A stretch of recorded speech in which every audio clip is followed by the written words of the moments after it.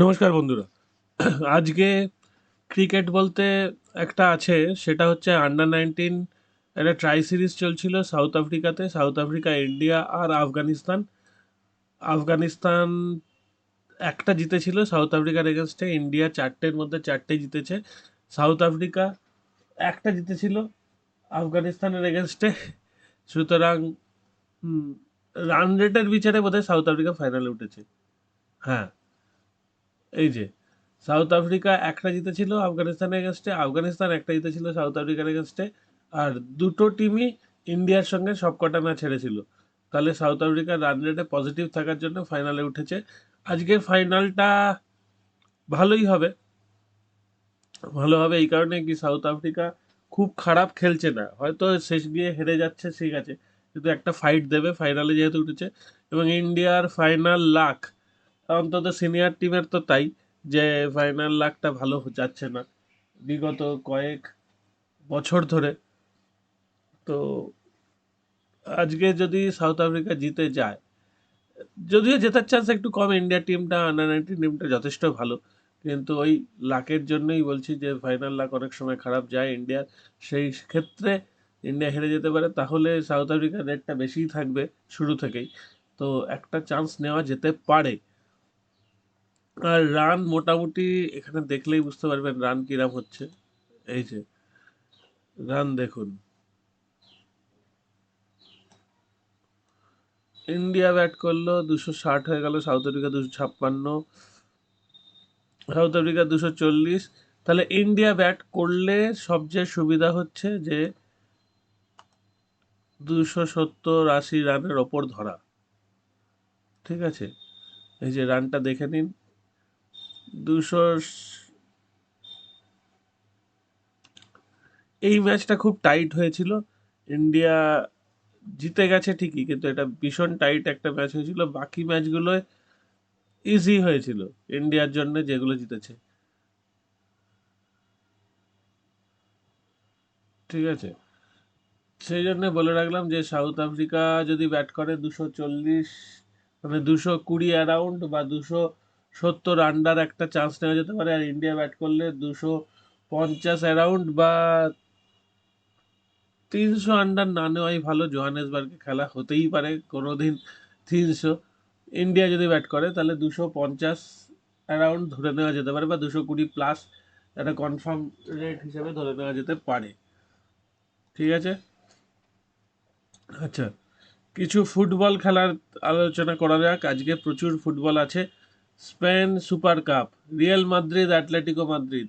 শুনতে খুব ভালো লাগছে, মাদ্রিদ ডার্বি, কিন্তু আলটিমেটলি রিয়াল মাদ্রিদের সামনে অ্যাটলেটিকো মাদ্রিদ দাঁড়াতে পারবে না। ম্যাক্সিমাম যেটা হতে পারে সেটা হলো 90 মিনিটে বোথ টিম ড্র থাকতে পারে, ম্যাক্সিমাম। তাহলে এইটা ধরে নেওয়াটা অনেক সুবিধাজনক, Real Madrid win or draw 90 মিনিটে। আর রিয়াল মাদ্রিদ টু কোয়ালিফাই, এটা চান্স বেশি। বার্সেলোনার ক্ষেত্রেও তাই, বার্সেলোনা ম্যাক্সিমাম ক্ষেত্রে জিতে যাওয়ার চান্স বেশি। তবে তবে অঘটন তো ঘটেও, অঘটন ঘটে বলেই তো এই বড় বড় জ্যাকপট হয়, আমরা শিওর ম্যাচ হেরে যাই। গতকাল যেমন বন্ধুরা বলেছিল অস্ট্রেলিয়া জিতবে, আমার মনে হচ্ছিল ইন্ডিয়ার একটা চান্স আছে, কিন্তু ইন্ডিয়া পারেনি শেষ পর্যন্ত। ঠিক আছে, সেটা কোনো সমস্যা নয়, কিন্তু ইন্ডিয়া ফাইট করেছিল, পারেনি ইন্ডিয়া অস্ট্রেলিয়ার থার্ড T20-তে। তো সেটা অঘটন ঘটেনি বলা যায়, কারণ অস্ট্রেলিয়া জেতার চান্স অবশ্যই বেশি ছিল এবং অস্ট্রেলিয়া জিতেছে। জিতলে বলতে পারতো, ইন্ডিয়া জিতলে অঘটন ঘটতো, তাহলে অঘটনটা ঘটেনি। আজকে বার্সেলোনা যদি হারে, তাহলে একটা অঘটন ঘটলেও ঘটতে পারে। রিয়েল মাদ্রিদ হারলে অঘটন ঘটতে পারে, কিন্তু অল্প অঘটন। দেখুন রেটটা দেখুন, রিয়েল মাদ্রিদ এগেনস্টে অ্যাটলেটিকোর রেট 3.7, বার্সেলোনা এগেনস্টে ওসাসুনার রেট 7.4। তাহলে এইটাই অঘটনটা বড়। তবে 90 মিনিটে ড্র হলেও দুটোতেই কিন্তু ভালো প্রফিট আছে। লিভারপুল ফুলহ্যাম, এখানেও লিগ কাপ, লিগ কাপে লিভারপুল হারবে না, হারার চান্স নেই। ফুলহ্যামকে গোটা 4-5 গোল দেবে। লিভারপুল যদি শুরুতে গোল খেয়ে যায়, সবচেয়ে ভালো হয় লিভারপুল শুরুতেই একটা গোল দিয়ে তারপর 2-3টে গোল খেয়ে শেষে কামব্যাক করা। এটা হলে একদম পারফেক্ট জ্যাকপট ম্যাচ হয়ে যাবে। সেটা তো রোজ হবে না। আর খেলা ডেটটায় যারা দেখবেন তারা জেগে থেকে দেখবেন। আমি তো অত রাত পর্যন্ত আর জাগি না।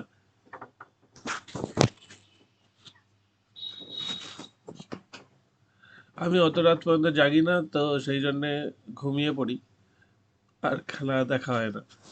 কোপা ইটালিয়া, লাজিও, রোমা, এই খেলাটা খুব ভালো হবে। লাজিওর জেতার চান্স থাকলেও রোমা কিন্তু টক্কর দেবে ভালো। মিলান আটালান্টাও ভালো খেলা হবে, বোথ টিম টু স্কোরের চান্স আছে। Lazio, Ruma, Milan Atalanta.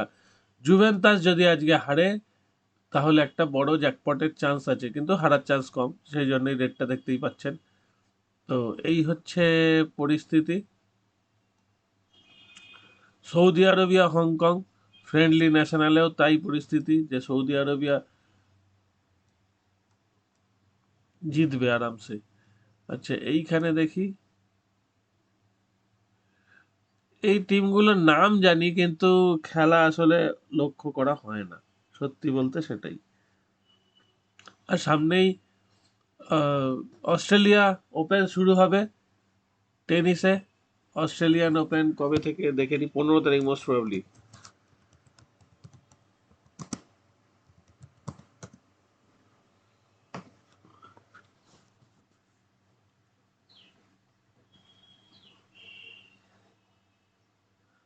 January 7 qualification.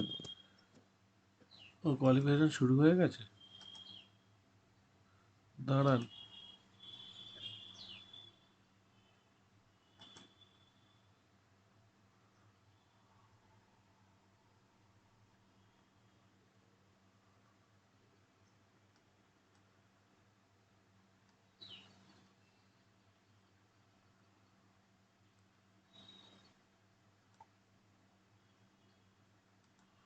এই যে অস্ট্রেলিয়ান ওপেনের কোয়ালিফিকেশন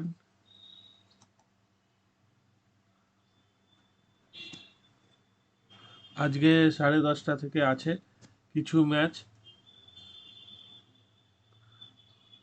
এটা হুট করে বলাটা একটু মুশকিল হবে আমার পক্ষে, আমি অতটা লক্ষ্য রাখিনি। আমি বরঞ্চ লক্ষ্য রেখে তারপর আপনাদের জানাবো, সেটা সুবিধা হবে। ঠিক আছে। আমি যখন থেকে অস্ট্রেলিয়া ওপেন শুরু হবে তার আগে আমি একটা ভিডিও করব অস্ট্রেলিয়া ওপেনের জন্য, সেটাই বেটার হবে। তো এখন এখানেই শেষ করি। ভালো থাকবেন সবাই।